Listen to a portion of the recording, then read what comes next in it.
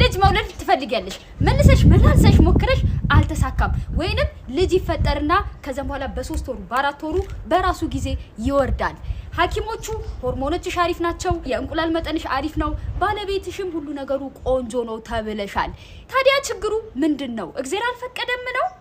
አይደለም ዶክተሮቹ የሳቱት ማሽኑ ያላየው አንድ ጎስት መንፈስ የሆነ ባክቴሪያ አለ ስሙ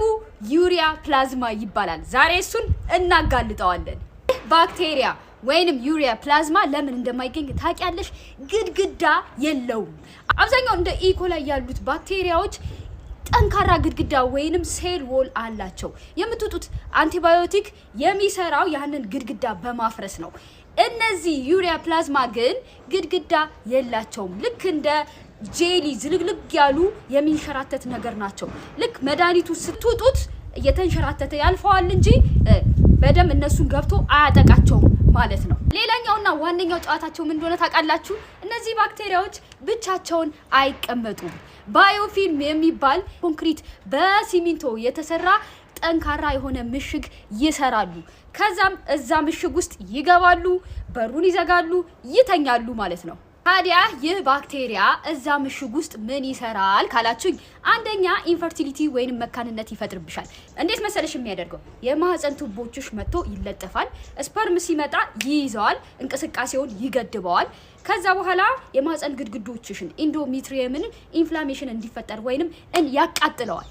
ከዛም ጽንሱ መጥቶ እንዳይለጠፍ ወይንም ኢምፕላንት እንዳያደርግ ያደርገዋል ማለት ነው ሌላው ምንድነው የሚያደርገው ካላችሁኝ ተከታታይ የሆነ ውርጃ እንዲያጋጠምሽ ያደርጋል ማለት ነው በጣም ያማል ይሄኛው ምንድነው የሚያደርገው ዩሪያ ፕላዝማ ዩሪያ የሚባል መርዝ ይለቃል ከዛ በኋላ እንሽርት ውሃ አምኒያቲክ ፍሉይድሽን እንዲመረዝ ያደርገዋል ማለት ነው ከዛ በኋላ የእንሽርት ውሃውን የያዘው ፌስታሉ እንዲቀደድ ያደርጋል ያለ ጊዜሽ የእንሽርት ውሃሽ እንዲፈስና ውርጃ እንዲያጋጥምሽ ይሆናል ማለት ነው በጣም ብዙ እህቶቻችን በዚህ ተሰቃይተዋል ሌላኛው ደግሞ ተከታታይ የሆነ ዩቲአይ ወይንም የሽንት ቧንቧ ኢንፌክሽን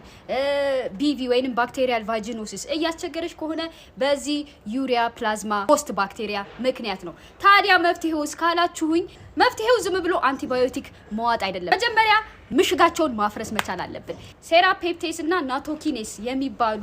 ተፈጥሯዊ ኢንዛይሞችን መውሰድ አለብን ህጉስ እንዴት ነው ካላችሁኝ በባዶ ሆድ ከ7 እስከ 10 ቀን ጠዋትና ማታ እነዚህን ኢንዛይሞችን ትወስዳላችሁ ማለት ነው እነዚህ ምንድነው የሚያደርጉት ቅድም የፈጠሩትን በሲሚንቶ የሰሩትን ምሽጎች ማፍረስ ነው ስራቸው ከምግብ ጋር ከወሰድሽው ዝም ብሎ ምግብሽን ነው የሚፈጭልሽ ከ1 እስከ 2 ሰዓት ከምግብ በፊት ከወሰድሻቸው ግን ቀጥታ ወደ ደምሽ ይገባል ደማህፀንሽ ሄድና እነዚህ ምሽጎችን ያፈራርሳቸዋል ማለት ነው ሁለተኛው ስቴፕ ምንድነው ማጥቃት አሁን ባክቴሪያዎቹ አውላላ ሜዳ ላይ ናቸው ከዛ ቀጥሎ ዶክተርሽ ያዘዘልሽን አንቲባዮቲክ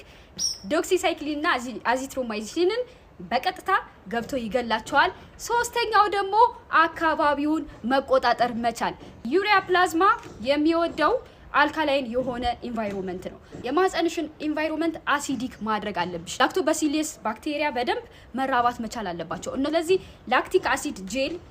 መቀባት ትችያለሽ ፕሮባዮቲክ ልክ ይሄንን እንደጨረሽ ደግሞ አንቲባዮቲክ በወሰድሽ ቁጥር ሁሌም ባክቴሪያዎቹ ተመልሰው እንዳይመጡ ፕሮባዮቲክ መውሰድ መቻል አለብሽ ማለት ነው ታዲያ አንድ ወሳኝ ማስጠንቀቂያ አንቺ ይሄንን ሁላ ነገር አድርገሽ ታከመሽ ስትጨርሺ ባለቤትሽ ካልታከመ ግንኙነት ስታደርጉ ያጋባብሻል ፒንግ ፖንግ ጨዋታ ነው የምትጫወቱት ማለት ነው መመላለስ ነው ወንዶች ላይ ብዙ ምልክት አያሳይም ዝም ብሎ ተቀምጦ ሊሆን ይችላል ስለዚህ አንቺም ባለቤትሽም ዩሪያ ፕላዝማ በደንብ መታከም መቻል አለባችሁ